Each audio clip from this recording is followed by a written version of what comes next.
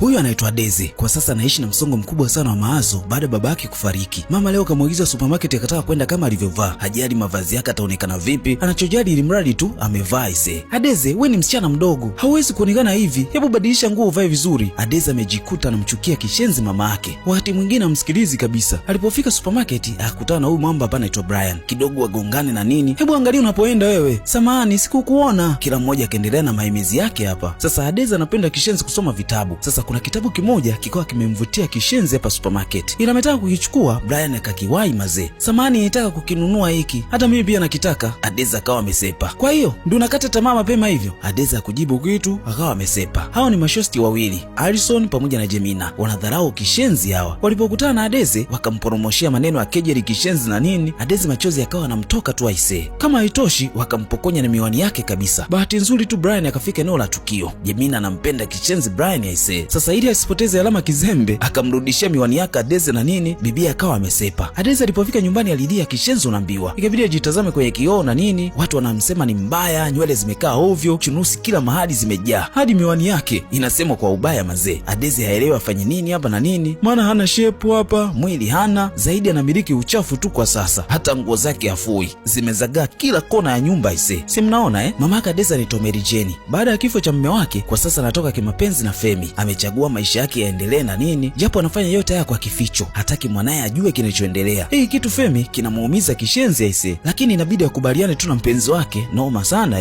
Wakati anataka kurudi nyumbani, bahati mbaya gari yake kaharibika. Femi alipambana sana kuirekebisha na nini, lakini ikashindikana. Ikabidi mchiza mpeleke na gari yake nyumbani. Sasa upande wa pili huko Daisy akakutana na chakula mezani, lakini alipokitazama kilikuwa ni kingi kinomo na mbiwa. Ikamlazima achukue kidogo apunguze na nini. Wazee wa kumaintain mwili wanaelewa hapa. Mara kahisi kuna gari inaingia. Alipochungulia akamkuta mama yake aisee ameletwa na Femi.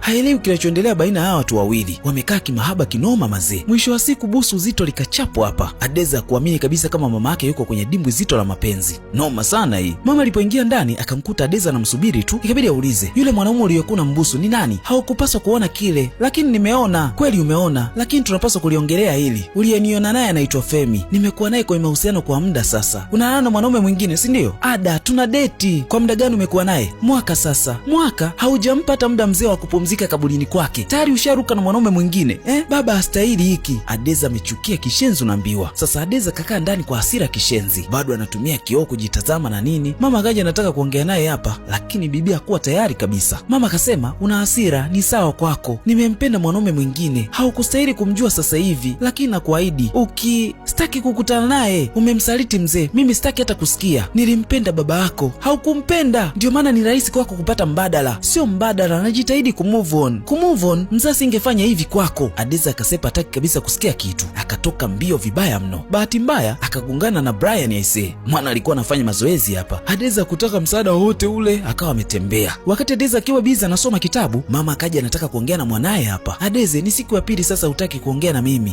Alikuwa kimya tu. Nimemwalika Femi aje kula lunch hapa. Najua ukikutana naye utaelewa kwa nini nimeanzisha mahusiano naye. Akasema anaondoka. Unaenda wapi? Naenda kujisomea, tuna mitihani. Daisy ameamua kumkataa mazima mama yake aisee. Hataki kabisa mazoea. Hataki kukutana na Femi. Mida fulani hivi Daisy akaja kwenye paki kujisomea. Kwa mara nyingine tena Brian akamuona aisee. Ikabidi amfuate hapa. Kumbe ni wewe. Wewe nani? Msichana ambaye anagongana na mimi. Ndiyo, ni mimi. Unanifuatilia. Kwa nini nifanye hivyo? Brian akakaa vizuri ili waongee sasa. Mchizi akataka kujua anasoma nini na nini. Daisy akamwonyesha kitabu ambacho alikuwa anasoma. Kilikuwa kimeandikwa The Shadow of the Cursed. Hiki kimetoka lini? Mwezi wa 6. Napaswa ukisoma pia hiki.